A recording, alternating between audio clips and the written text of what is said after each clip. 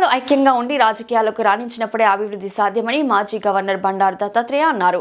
ఈ మేరకు బాగ్లింగంపల్లిలోని సుందరయ్య విజ్ఞాన కేంద్రంలో కురుమ యువ చైతన్య సమితి ఆధ్వర్యంలో ఇటీవల నూతనంగా గెలిచిన 250 కురుమ సర్పంచ్ ఉప సర్పంచ్లకు సన్మాన కార్యక్రమాన్ని నిర్వహించారు.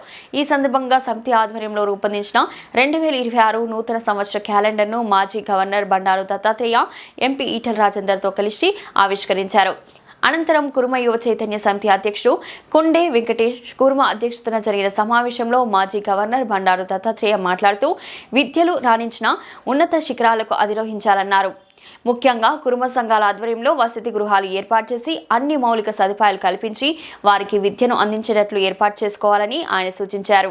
ఎంపీ ఈటల రాజేందర్ మాట్లాడుతూ ఎమ్మెల్యే ఎంపీగా గెలవడం కంటే సర్పంచ్ ఉప సర్పంచ్ వార్డు సభ్యులుగా గెలవడమే నిజమైన ప్రతిభ అని అన్నారు. ఈ కార్యక్రమంలో మాజీ జెడ్పీ చైర్పర్సన్లు తులా ఉమా, సరిత, నూతనంగా ఎన్నికైన సర్పంచ్లు ఉప సర్పంచ్లు వార్డు సభ్యులు కురుమ చైతన్య సమితి ప్రతినిధులు తదితరులు పాల్గొన్నారు.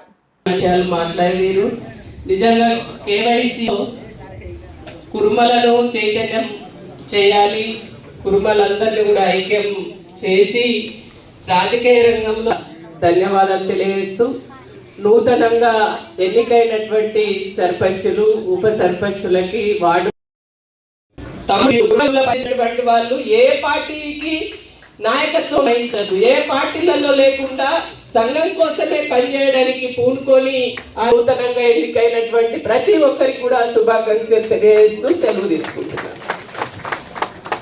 Thank you ఉమక్క. గద్వాల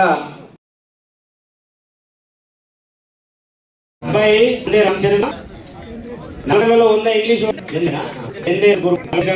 ఉన్న ఇంగ్లీష్ వాడు చెప్పి గిన్నీస్ బుక్ రికార్డులోకి ఆయన పేరుని చేర్చుకుంది. వారు మన కులానికి గర్వకారణం కాబట్టి వారికి చిరు సన్మానం మన అదృష్టమే.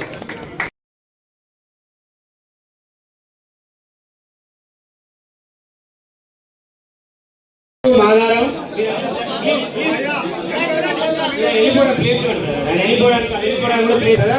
Requesting you all please.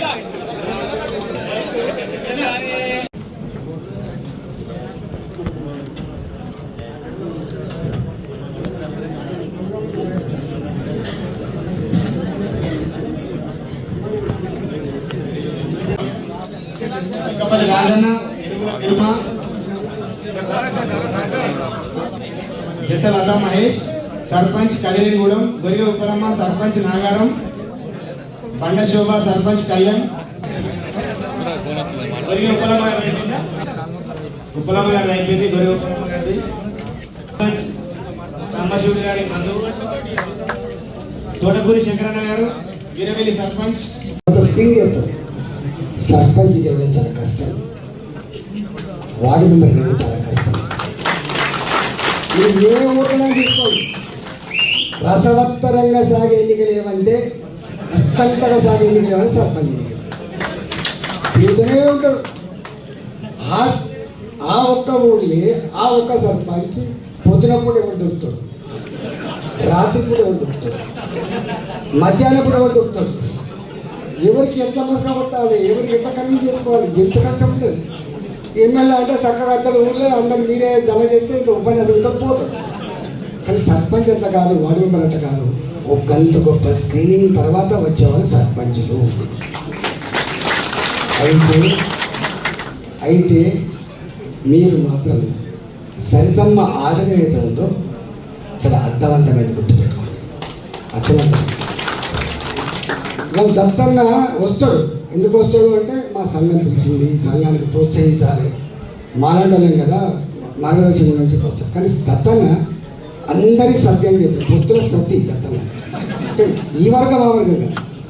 వారి అనుభవం ఏంటి, ఎవరిని తులనాడద్దు, ఎవరు తిట్టద్దు, ఎవరి గురించి చరిత్రపూర్తంగా మాట్లాడద్దు. నాకేం కావాలో చెప్పుకోవాలి, మనకేం కావాలో చెప్పుకోవాలి తప్ప ఎవరిని తిట్టద్దు. మన సంస్కారం ఉన్న వాళ్ళం, సభ్యత ఉన్న వాళ్ళం మనం చెప్పాలి. చాలా సంతోషం, ఎందుకంటే ఎక్కడ యువత ఉంటే అక్కడ శక్తి ఉంటుంది.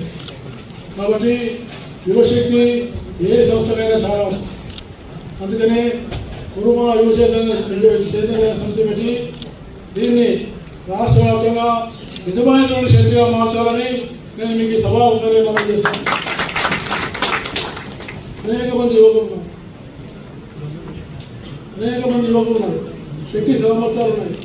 కాబట్టి వారందరినీ ఏకం చేసి వారందరినీ ఒక దిశలో తీసుకెళ్తే సరైనటువంటి ఫలితాలు తప్పకుండా వస్తాయని నేను ఈ సభాముఖంగా తెలియజేస్తాను. మిత్రులారా, సర్పంచ్గా ఎన్నుకోబడ్డారు.